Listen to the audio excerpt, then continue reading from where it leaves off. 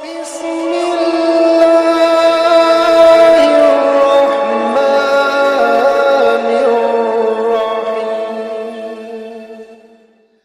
वालेकुम दोस्तों, क्या हाल है। मैं आपका दोस्त सईद अतीकुर रहमान रामपुर दवाखाना से अतारी ब्रदर चैनल पर आप लोगों का एक बार फिर से खैर मकदम है।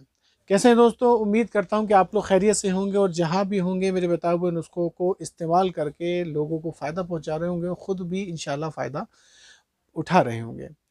दोस्तों, आज काफ़ी दिनों बाद आना हुआ है और थोड़ा मसरूफ़ियत की वजह से मैं लोगों के मैसेजेस और आपके कमेंट्स का और ईमेल का जवाब नहीं दे पा रहा हूँ। मैं माफ़ी चाहूँगा। इंशाल्लाह बहुत जल्दी इस प्रॉब्लम को सॉल्व कर लिया जाएगा इंशाल्लाह, ठीक है। और आज का टॉपिक बहुत अहम है, बहुत ही ज़बरदस्त है। टॉपिक ऐसा है कि मतलब ये समझ लीजिए, जो इससे ग्रसित लोग हैं, जो इस बीमारी में मुब्तला हैं, उनके लिए बड़ी तशवीशनाक मामला रहता है।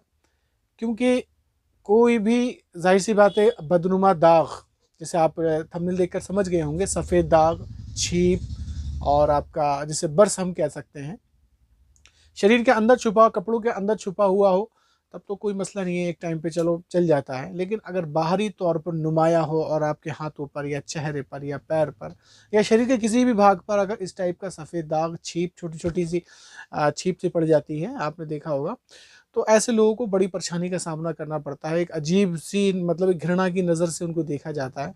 भलाई से कोई कहे ना, मुँह पे ना कहे, लेकिन कम से कम भाई उसका इफ़ेक्ट तो बहुत बड़ा पड़ता है कि ये बंदे को, यार इसको सफ़ेद दाग है, हमें नहीं लग जाए, इस तरीके का मसला होता है। लेकिन कोई छुआछूत की बीमारी नहीं है। बाज़ लोगों को कुछ खाने पीने की प्रॉब्लम की वजह से हो जाती है, बाज़ लोगों को जेनेटिक होती है। जैसे अगर किसी ख़ानदान में कभी किसी को रही हो पहले, फिर उसको इस तक पहुँचती है, तो ये जेनेटिक प्रॉब्लम भी हो जाती है। अब इसके सफ़ेद दाग होने के या छीप होने के बहुत सारे रीज़न होते हैं। बाज़ हकीम हज़रात जो है ये बताते हैं कि तांबे के बर्तन में, अगर बग़ैर कलई के तांबे के बर्तन में अगर पानी पीते हैं तो उससे हो जाता है।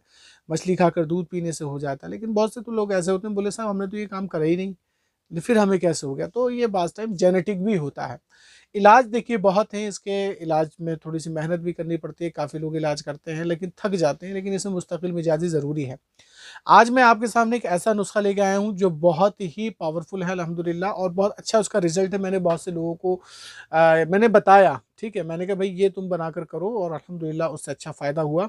और ये मुजर्रबात में से है, ये समझ लीजिए आप, मतलब इस्तेमाल शुदा है और इसका रिज़ल्ट है अल्हम्दुलिल्लाह। वैसे तो मैं काफ़ी ज़्यादातर नुस्खे जो है, रिज़ल्ट वाले ही डालता हूँ, लेकिन बाज़ टाइम किसी लोग हो सकता है किसी को फ़ायदा नहीं हो पाता हो, लेकिन अल्हम्दुलिल्लाह सभी को फ़ायदा होता है। तो बहुत ज़्यादा महंगी चीज़ नहीं है, बहुत ही मुख्तसर सी चीज़ें हैं। जल्दी से पेन कॉपी उठाइए और मेरे फार्मूले को लिख लीजिए। तो सबसे पहले आपकी चैनल स्क्रीन पे दिखाई दे रही है, इसको कहते हैं तुख्मे मूली। मूली के बीज आपने लेने हैं। मूली के बीज आपने कितने लेने हैं? 3 तोला। 3 तोले का मतलब तकरीबन हो गया आपका 30 ग्राम, ठीक है। सेकंड चीज़ आपकी चैनल स्क्रीन पे दिखाई दे रही है, इसको कहते हैं तुख्मे सरसों, यानी कि सरसों के दाने या सरसों के बीज भी आप कह सकते हैं।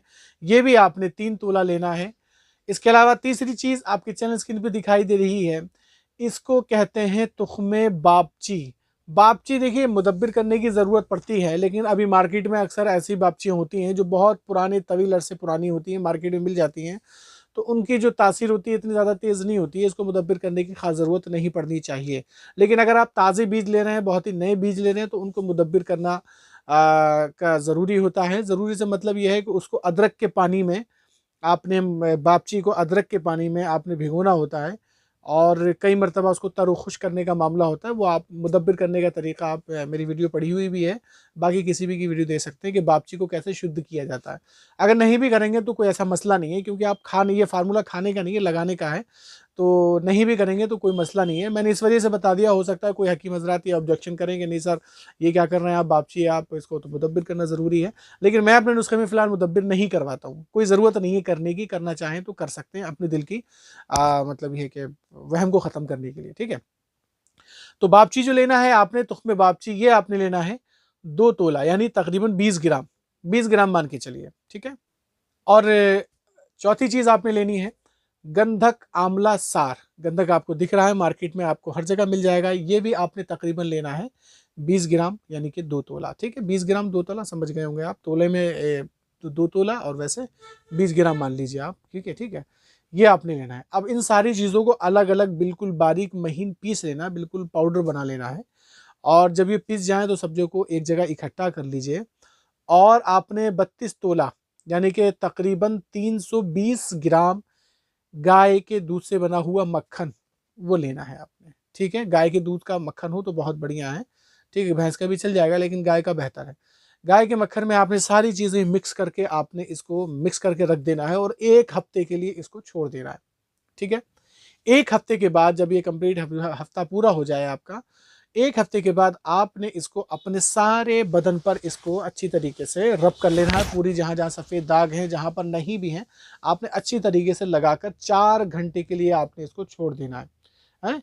और 4 घंटे बाद फिर आपने नहा लेना है हल्के गर्म पानी से या ताज़े पानी से, जैसा आप नहाना पसंद करते हो। कोई साबुन वगैरह कोई ना लगाइएगा। अगर बहुत ज़्यादा चिकनाई बनती है तो आपका नीम का कोई भी साबुन आप इस्तेमाल कर सकते हैं।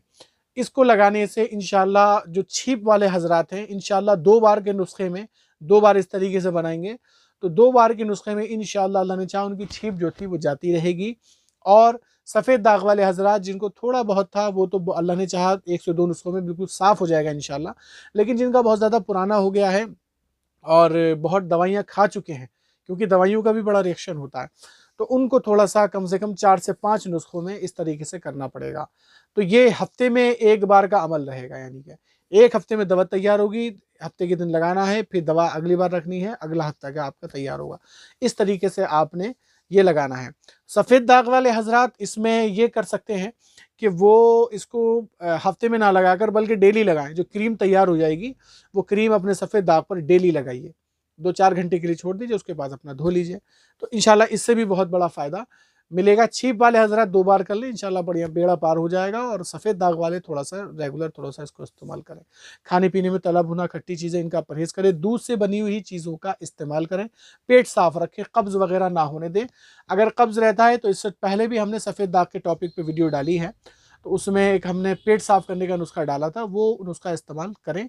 इसको हम मुसहल बोलते हैं ज़्यादातर, ठीक है? यानी कि दस्तावर दवा दी जाती है जिससे कि पेट क्लियर हो जाता है।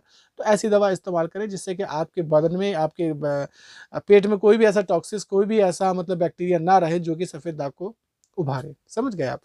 तो इसको इस्तेमाल करिए इंशाल्लाह। देखिए, दवा है, दवा करना हमारा काम है और शिफ़ा देने वाली ज़ात अल्लाह की है, ठीक है? तो इंशाल्लाह अल्लाह का नाम लेकर आप इस्तेमाल करें, इंशाल्लाह बेहद फ़ायदा होगा। और चलते-चलते वीडियो पसंद आए तो लाइक और शेयर कर दीजिएगा, और चैनल सब्सक्राइब नहीं किया है तो चैनल भी सब्सक्राइब कर लीजिएगा, ठीक है? नेक्स्ट वीडियो के लिए इजाज़त दीजिए, तब तक के लिए खुदा हाफ़िज़, शब ब खैर।